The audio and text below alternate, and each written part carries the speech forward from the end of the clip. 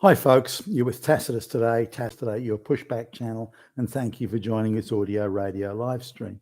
In this essay, I'd like to talk about the literally thousands, and this is just in Australia alone, the thousands of labour hire scam organisations, usually run, or almost always run by third world, imports who are skilled at exploiting the illiterate rural peasants from their homeland and bring them out under, all sorts of spurious and duplicitous methods as supposed skilled immigrants, and just bringing these illiterate peasants out to the first world to do cleaning jobs and any low wage job. Now, if you're someone that wants your house cleaned or your lawn mowed or your swimming pool cleaned, and these are wealthy people that could easily afford top dollar, but they seem to think that whereas they can burn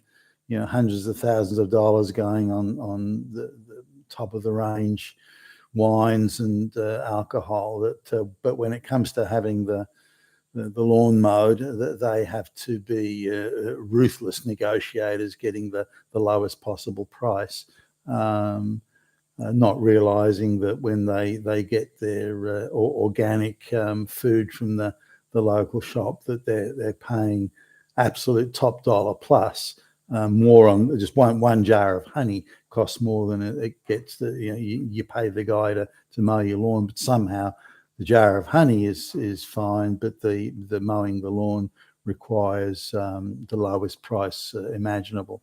So this is the sort of crazy, if you like, the false economics of it all. But nonetheless, so just talking to people who live in suburbs where the entry level house price is $5 million, they will say, "Hey, we managed to get someone to mow the lawn for half the price of the white guy that used to do it." So okay, fine. Now I was able to watch one of these situations. This is a Chinese one, so I could understand some of what they were saying. As it turns out, I speak passable Mandarin. So anyway, the sort of a minivan type, small bus that seats maybe, I don't know, 12, 15 people, turns up, and out jump a couple of guys, clearly peasants by the way they talk and the way they look, and they're illiterate in their own language, let alone English. They haven't been here very long, you can tell. They're kept in certain confined conditions. That's obvious as well by the way they talk and what they're saying.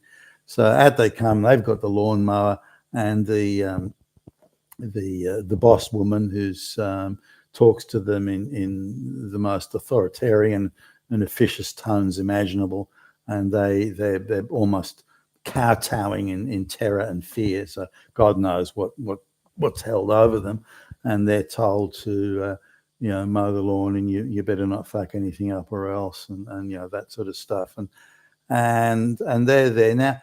Now the guy, the white guy to mow the lawn, would cost X, and these guys can be hired for a little bit less than half that to mow the lawn. Do they do the same sort of quality job? Well, not quite, but it's near enough, and why pay more than you have to? But I get that. But these are people that pay $100 for a jar of organic honey, and yet they're quibbling over, $20 extra or something for a guy to mow the lawn. I don't quite follow that mentality. But nonetheless, they're paying for the service. It's their money, and they've got this option of going to these Chinese labour hire scams. Now, how are these people bringing out these totally illiterate peasants who are skilled in nothing?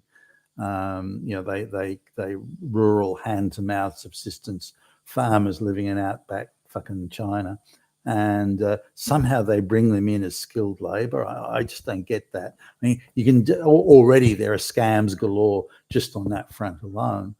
And now, just talking to when the van came back to pick these guys up, and again, very officious tones, and and putting them in their place, you damn fucking peasants. So this is the Chinese woman doing it, and she's clearly in charge. Her English is like, minimal, but enough. And so I was talking to her, posing as a potential customer. They cover everything. If you want someone to come in and do the ironing, you want someone to do the lawn mowing, the pool cleaning, cleaning the house, lopping branches off trees. There isn't anything they don't handle, and they're if you like, an all-purpose labour hire scam firm. Don't worry about insurance and don't worry about anything like that. And they just bypass, if you like, the entire legitimate system of employment that exists. How are they not being prosecuted? Why are there not lawyers chasing them uphill and down dale? But somehow they seem to be getting a free pass. A bit like the two-tier policing of people, brown and black people that do riots and protests. For some reason, the police and the authorities don't seem to want to do anything, nor do they seem to want to do it here. Now, you don't have to go very far to ask a few questions and so on. And these, what do they pay these people? Well, they pay them less than half of the minimum wage. And so, that's illegal. But to get around that legality or illegality, and I've mentioned this many times before, they package up their pay with food and accommodation. So the Chinese investment, the moneyed goons back in China, they buy up vast properties in Australia and elsewhere around the West, and then they stack them full of these illiterate peasants from their homeland, and then use them for cheap peasants, in my view, slave labour, to go and do various jobs around the place. Now, these people could afford the $5 million homeowners. They can afford to pay an extra $20 to have their lawn mowed, or an extra $50 to have the house cleaned or something, pool done. They can afford that. They just don't want to pay it, and they fancy themselves as savvy business people and hard, tough negotiators on getting these jobs done by people who are undercutting even the minimum wage. So you can get like all up the total cost of getting your lawn mowed or your pool done. It can be less than $25 an hour that you pay for this in total, which includes, they bring all the cleaning materials, they bring all their detergents and mops and buckets and all that sort of stuff, and you pay, and that's again that's a very low rate to pay, but it's doing is financing these scams, these labour hire scams, financing the offshore purchasing of real estate.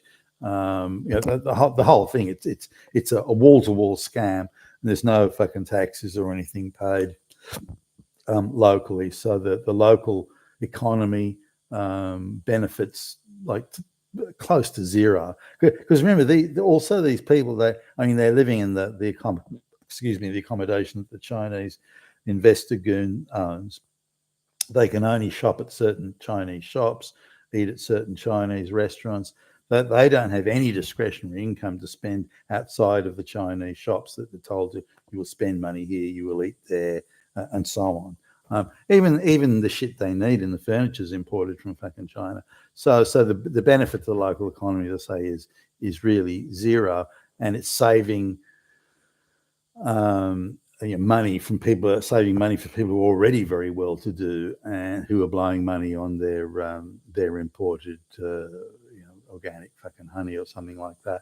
So the extent of this is amazing. When you sort of go around the wealthier suburbs, I don't live in a $5 million house, but when you go around the wealthier suburbs and you see what's going on, and you see all the other than tradespeople like, say, electricians or something, but you see all the people around, they're all fucking Chinese, and they all come from third world, dirt poor shithole countries, and they're all illiterate peasants being exploited. And again, in my view, it's all slave labour.